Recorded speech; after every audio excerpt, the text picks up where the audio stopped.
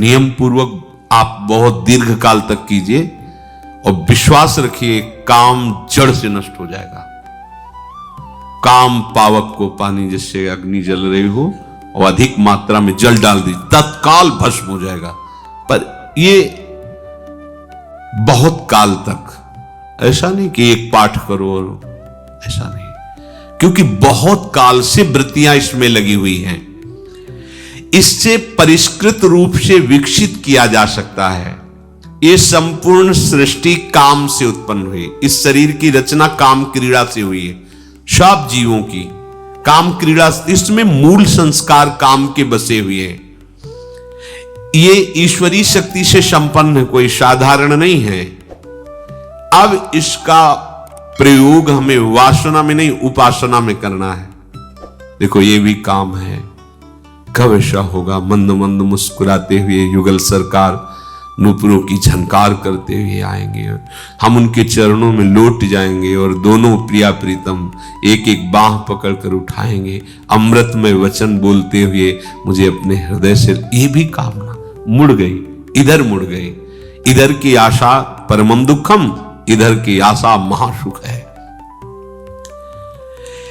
अगर कोई सोचे कि शरीर को दुर्बल करके बड़ी तपस्या से इस पर विजय प्राप्त कर ले, सो भी नहीं हो सकता। पीछे एक प्रसंग में सुनाया था कि एक महात्मा ऐसी कठोर तपस्या कर रहे थे कि वृक्ष की सूखी हुई छाल की पपड़ी केवल खाते थे। वृक्ष की छाल सूख गई, वो पपड़ी जैसी ऐसे पाल के और जल पी के रहते थे। अस्थिमात्र होए रहे शरीरा, महान तपस्या के धनी। पर अहम बिना शरणागति के नहीं नष्ट होता है, बना रहता है। दुर्वासा जैसे महापुरुषों में भी स्फुरित हुआ और कृत्य आदि उत्पन्न कर दी बिना किसी अपराध के। तो ये आम का बड़ा सूक्ष्म स्वरूप, इसी से संपूर्ण सृष्टि का संचालन होता है, कर्ता भाव से ही, आम से ही। इनके अंदर इतना हम था कि मुझे कोई भी परास्त नहीं कर सकता। ये अहम प्रभु को बर्दाश्त नहीं होता। हमारे प्रभु का एक स्वभाव है, अहम से प्रभु को सुनहु राम कर सहज स्वभाव, जन अभिमान न राख। गर्व प्रहारी प्रभु का नाम है। बिल्कुल बर्दाश्त नहीं होता। कोई भी अभिमान करे तो प्रभु को अच्छा नहीं लगता। अब ये ऐसे पवित्र तपस्वी एकांत जंगल में वास करते हैं। ऐसा शुरू हुई लीला। लीला बिहारी की बड़ी विचित्र लीला होती है। अब जिन जिन वृक्षों से भिक्षा रूप से सूखी छाल पपड़ी खाते थे, वही जो है घी का बढ़िया हलवा ऐसे ऐसे गए तो देखा ये क्या पदार्थ है। अच्छा, मेरी तपस्या के बल से ये वृक्ष भयभीत होकर स्वादिष्ट पदार्थ दे रहे हैं। और बड़ा हलवा, कहां सूखी पपड़ी पाना और कहां हलवा पाना। हलवा पाया, अच्छा लगा। अब तो सूखी पपड़ी की तरफ दृष्टि ही ना जाती। और जब बैठते ध्यान में तो यही आता कि अगर सब वृक्षों में ऐसा ही हो तो पेट भर जाएगा। तो कई वृक्षों में लगाने लगे।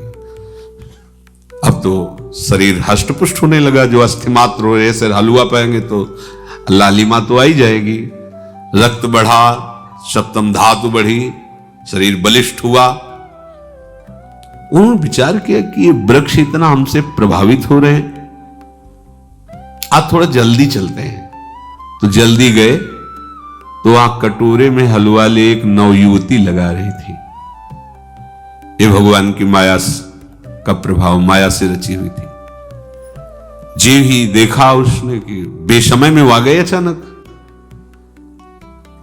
एकदम डर गए, सहम गए, ऐसा मानो बहुत भयभीत। उन्होंने नहीं, भयभीत होने की जरूरत नहीं है महाराज, आप महान तपस्वी, आप मुझे भस्म भी कर सकते हैं, पर आप कोई सेवा स्वीकार नहीं करते तो मुझे लगता था कि मैं आपकी सेवा करूं। हमें इतना प्रेम करते हो तुम? महाराज सामने तो आ नहीं सकती थी, मेरी हिम्मत नहीं थी, तो इसलिए ऐसा। अब वृक्ष में लगाने की जरूरत नहीं, सीधे वो पात्र में दे दो हलवा का। पूरा हलवा पाया। वृत्ति बिगड़ती चली जाती है। फिर कहे कि यहां हम आए और तुम आओ, इससे सीधे कुटिया में आ जाओ। बस बोले महाराज हम यही तो चाहती थी कि आपकी कुटिया तक पहुंचे, आपकी सेवा करो। फिर वही प्रश्न उठ गया, कामना ऐसी बढ़ी कि ब्याह तक के लिए राजी हो गए, सारी तपस्या भूल गए। कोई भी सब कुछ त्याग सकता है, ये महापुरुषों की बात है। इसको त्यागना बड़ा कठिन, ये बड़ी ऊंचाई तक गिरा लेता, हम कहते हैं मानो आपका 1 करोड़ रुपया जमा किया पूरे जीवन में, अभी वैराग्य हो गया, फेंक दो यमुना जी में, फेंक दो उसको, अभी आप मुक्त हो गए क्योंकि आपने उसका प्रयोग फेंक दिया। लेकिन आप 1 साल से बेविचार कर रहे हैं, अब वैराग हुआ तो भोगना पड़ेगा। शुभ गति बेविचारी की नहीं होती। व्यसनी धन शुभ गति व्यभिचारी, कैसे? अब उसकी पूर्ति कैसे होगी? आपका बहुत यश हो रहा, विवेक द्वारा बच सकते हो, नहीं ये तो हरि गुरु का। लेकिन भोग शरीर से तो स्वयं तदात्म करो। अब ये सबसे बड़ा शत्रु है। मृत्यु का समय निकट हो, शरीर अत्यंत दुर्लभ हो, फिर भी वो काम भोग की इच्छा ना करे, ऐसा नहीं कह सकते। पूज्यपाद सूड़िया बाबा जी ने एक उदाहरण में दिया कि हरिद्वार में एक महात्मा शरीर पूरा होने का कुछ समय पहले ही शैया में पड़े थे, तो बहुत से शिष्य ने उनका अंतिम उपदेश आप कर दीजिए। तो उनका यहां से लेके कन्याकुमारी तक यदि स्वर्ण बिछा हो तो मेरा मन नहीं जाएगा, पर इस समय भी मेरा मन कामाशक्त ना हो जाए ये मैं पूरा नहीं कह सकता। अंतिम समय उन्होंने कहा, मतलब भाव ये था कि इस पर कभी कोई ऐंठ न करे हम में कि मैं इसका विजयी हो चुका हूं। एक गांव से संत भगवान भिक्षा मांग के निकलते थे, तो एक गांव किनारे वैश्या थी, वो उनका उपहास करती, बाबा जी तुम्हारी दाढ़ी पवित्र कि हमारे बकरे की दाढ़ी पवित्र? तो कुछ नहीं बोलते। अंतिम समय था, बुलवाया उसको और कहा बेटा मेरी दाढ़ी पवित्र। अरे बोले बाबा आप तो, बोले हाँ उस समय इसलिए नहीं बोला कि मुझे विश्वास नहीं था कि कहीं इंद्रियां कभी भी फिसला। अब मैं अपने प्रभु के धाम जा रहा हूं, अब कह रहा हूं मेरी दाढ़ी पवित्र। अर्थात पूरे जीवन भर उपासक को इससे सावधान रहना ही होगा, और यही गिरा देता है, बड़े बड़ों को टांग मार के गिरा देता है। इसके दांव पेच बड़े विचित्र हैं। आश्चर्यजनक बात है कि इस महान शत्रु को उपासक अपना मित्र मान लेता है, नए नए ज्ञान की बातें करता है, नए नए अनुभव बताता है, पर जन्म जन्म से जिस काम का गुलाम रहा है उस काम को कोई युक्ति नहीं सूझती कि निकल जाए उससे, उसमें फंसता चला जाता है। अगर आपको वास्तविक भगवदानंद की प्राप्ति करनी है तो इसे नष्ट करना होगा। आज जैसे आपने सुना, एक क्षण में आपको लगा कि मैं छोड़ दूंगा, ऐसा लगता है आज के बाद कभी नहीं, पर जो अंदर वृत्तियां हैं आपकी वो ये बात नहीं मानेंगी।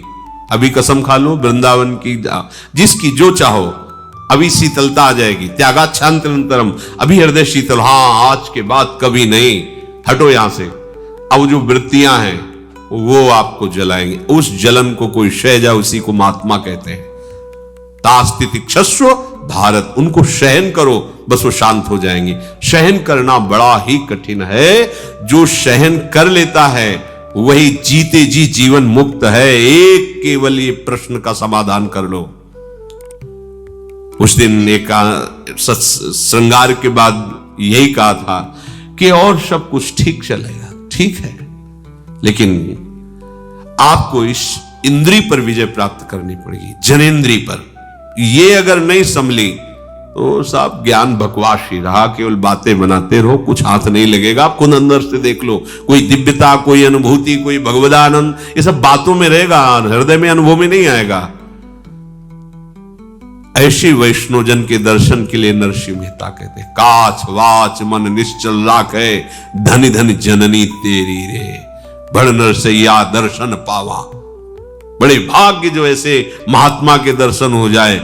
काछ वाच मन निश्चल राखे, जो किसी कामिनी की तरफ मन को नहीं जाने दिया, जो वाणी को कभी प्रपंच की वार्ता में नहीं लगाया और जो कभी लंगोटी का कच्चा नहीं हुआ, वही सच्चा महात्मा है।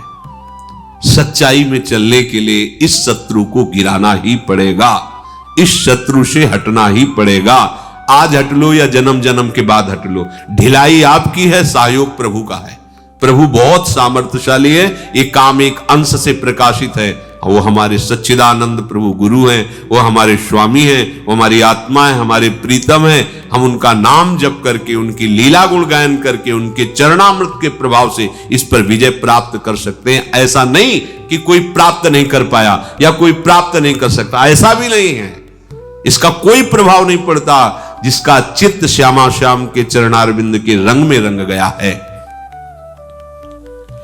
उपासक जब ये निश्चय कर ले कि मुझे इससे अपना पिंड छुड़ाना है, तो बहुत समय तक वो वृत्तियां उसको जलाएंगी, वो उसको सहे, उनके अनुसार कोई चेष्टा ना करे, यही सब गड़बड़ हो जाता है।